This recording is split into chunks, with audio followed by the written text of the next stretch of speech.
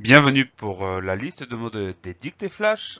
On est encore sur la liste 23 et nous attaquons la partie 2. On y va. Voici les mots de la liste 23. Moyen-Âge, seigneur, château, guerre, paysan, élevage, serre, bouillie, gibier, fruits, nourriture, parfois. Nous attaquons maintenant la deuxième moitié des mots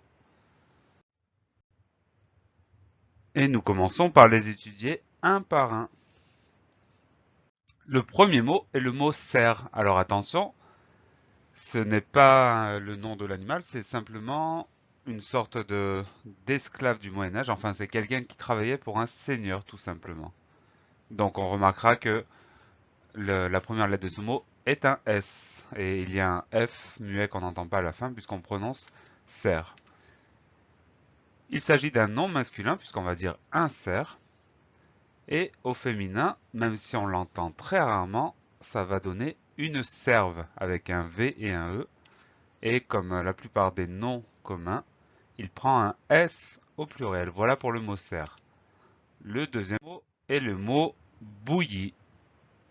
Alors, le mot bouillie, c'est un nom féminin. On dit une bouillie. Ça explique pourquoi on a un E à la fin du mot.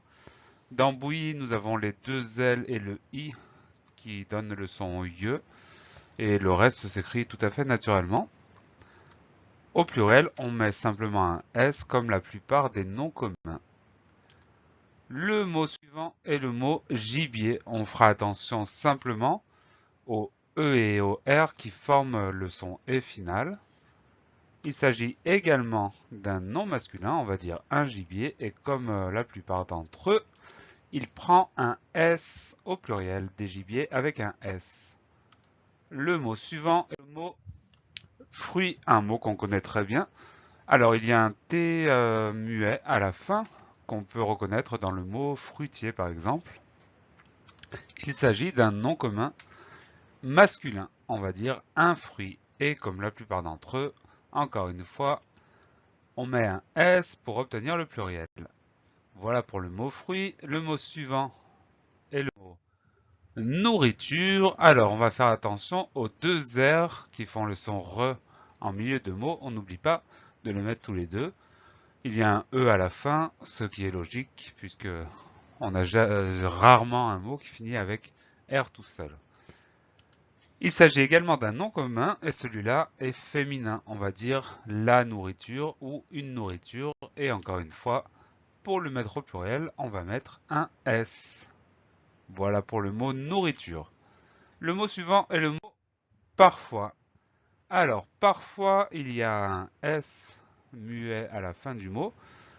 Et il n'y a pas de technique pour s'en rappeler, c'est simplement comme le mot foi qu'on connaît aussi et qui finit avec un S muet. Cette fois-ci, c'est un adverbe, ce n'est pas un nom commun, c'est bien un adverbe. Donc, un adverbe, c'est un mot qui sert à changer un petit peu le sens de la phrase et c'est un mot qui est invariable. Il s'écrit toujours de la même façon et ça, c'est un des critères qui permet de reconnaître les adverbes. Celui-là, il exprime l'idée de temps. Je mange parfois chez ma grand-mère ou parfois il pleut beaucoup. Donc ça exprime l'idée du temps. Voilà pour les mots de la liste. Nous passons maintenant à la dictée. C'est parti. Serre, serre.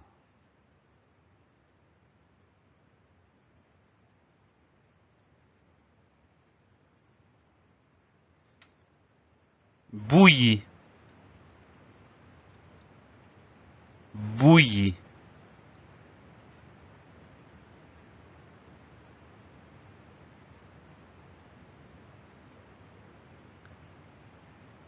Gibier, gibier.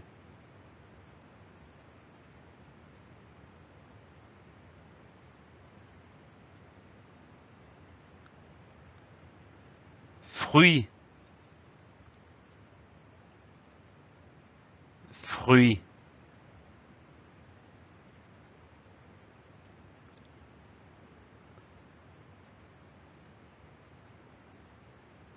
Nourriture,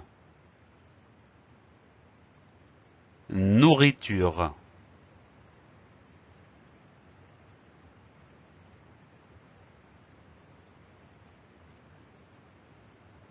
Parfois. Parfois.